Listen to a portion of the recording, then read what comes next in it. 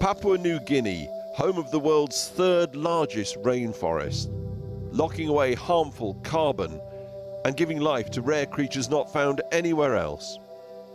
The ribbon-tailed astrapia, bird of paradise, marsupial monkeys like the cuscus, tree kangaroos, all threatened with extinction. Papua New Guinea is home to one of the world's remaining climate-critical forests. So what happens there has impacts on all of us. Climate-critical forests play a vital role in capturing carbon. They're also incredibly important to housing the world's remaining biodiversity as well. But palm oil companies are clearing the forest and a way of life here. And, in their own words, attacking anyone who gets in their way. So we went after them in the night, got them, belted them up, locked them up at the station. Do you hear me? Yes, I can hear you now. Caught undercover. Tonight, executives from Big Palm Oil reveal crimes in a 2-year investigation by Global Witness and how you, the consumer, have been financing those crimes. From these red fruit clusters come the world's most consumed edible oil. Palm oil is in almost half of supermarket products.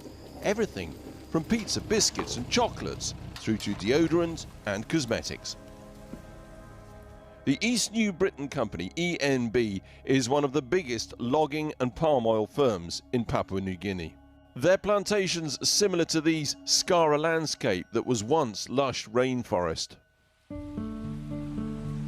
And this is the country's luxury Kokopo Beach Bungalow Resort, overlooking Blanche Bay's volcano.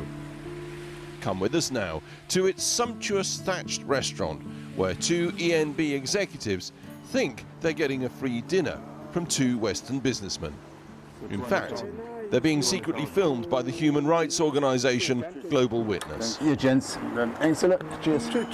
Enjoying red emperor fish and the large meat lovers pizza, Michael Pais-Pereira, the company's public relations manager, happy to talk specifics about business the ENB way, just who needs to be bribed into giving them concessions to cut down forests and how much they require. How much is it, roughly? You give the minister. Just an idea. I'm not too sure, but I'll find out. No, roughly, just give me a figure. Roughly, sometimes the minister need about 100,000, 50,000. 100,000, 50,000. But then the secretary as well? Secretary as well. Secretary of the National Forest Board. And then the chairman probably as well. Chairman as well.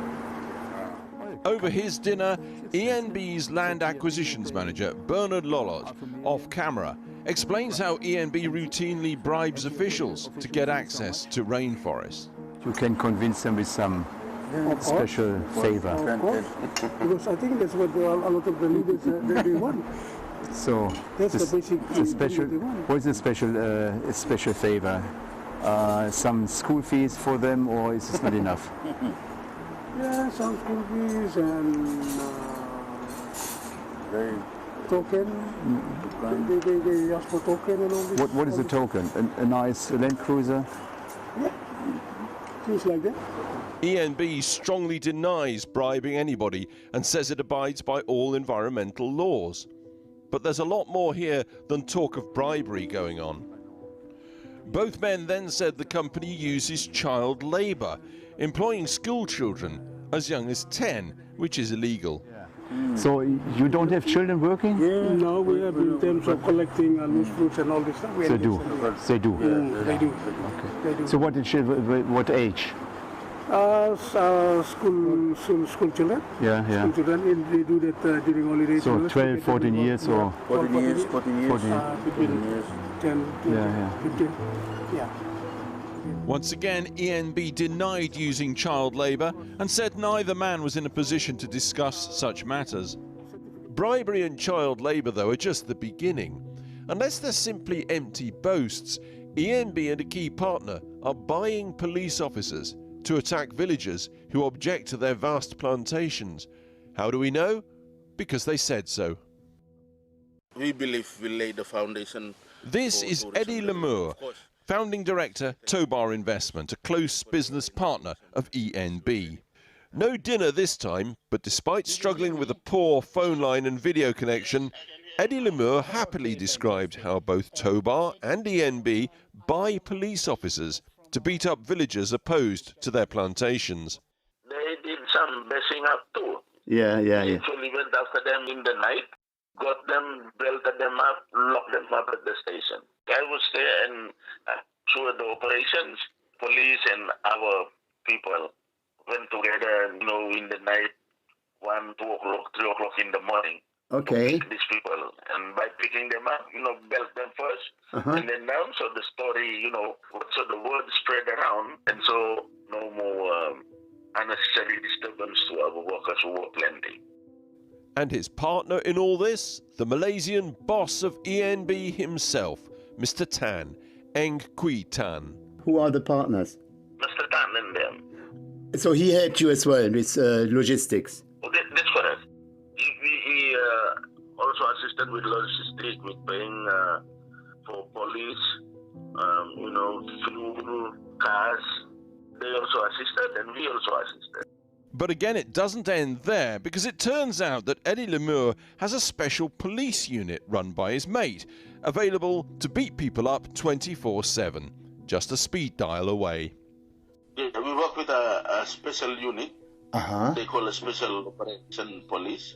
And the boss is actually a very close friend because we work hand in hand with them. Yeah, we've got the boss's mobile number, which we just call or text anytime. We contacted both Tobar and ENB, and both denied any involvement in police brutality.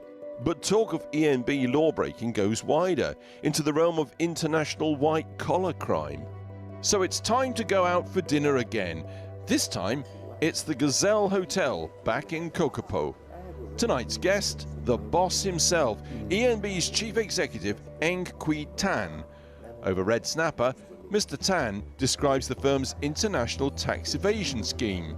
He says he exports palm oil to India from Papua, but false paperwork labels it from Malaysia to avoid tax. We have to make it sure like it comes from Malaysia, so it's a bit technical. So it goes on the paper to Malaysia, but directly to India. But the paper tray goes to Malaysia. So we make it that it comes from Malaysia. Mr. Tan emailed on behalf of ENB to deny absolutely any involvement in tax evasion. So what's it got to do with us? Well, this. It's likely all of us have effectively funded this apparent destruction of rainforests, child labour, corruption, violence and tax dodging, because palm oil from this company has been used directly or indirectly by global brands across the world. A range of products, from toothpaste, cosmetics, through to food, the biggest of names. And they don't get much bigger than Cargill, the global food giant, Colgate Palmolive, who make Britain's favourite toothpaste, Kellogg, the cornflakes people, Danone and Nestle with their vast range of consumer goods, Reckitt, the makers of Nurofen and Strepsils, and Hershey, one of the largest chocolate makers in the world. All these companies have thanked Global Witness, investigated and finally cut ties with ENB, but in most cases only recently, after Global Witness intervened. Yet ENB had been notorious for years in legal cases and media coverage. And this highlights a key question in the run-up to the COP Climate Summit. Are global brands anywhere near as green as they claim to be, since Global Witness saw what they didn't?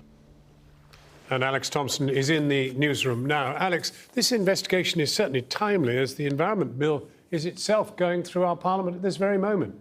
Indeed, timely to put it mildly. 2 years in the making, and of course it does focus on several other companies in Papua New Guinea beyond the one that we've featured tonight.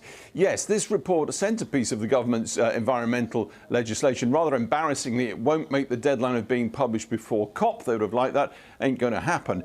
It's in the Lords at the moment, and the centrepiece of that really chimes with what you've been seeing just now, because the idea is that it would force companies, under pain of law and indeed fines, to make it clear and to be able to show exactly where all their supplies, and I'm talking things like soya, I'm talking things like leather, like wood, and indeed palm oil, of course, exactly where they've come from. The problem that this illustrates tonight, tonight is that companies can fairly easily show where their supplies are coming from in terms of direct supplies, but the indirect supplies, this whole skein of large and medium and smaller supplies in places like Papua New Guinea, frankly, the much vaunted sustainability systems that the biggest companies on the planet have in place are simply not up to that job. And what Global Witness have uncovered expresses that quite precisely. That it is hoped this new legislation will to some degree crack down on. And in terms of deforestation and the central place that is taking in the coming COP conference, that can't come soon enough.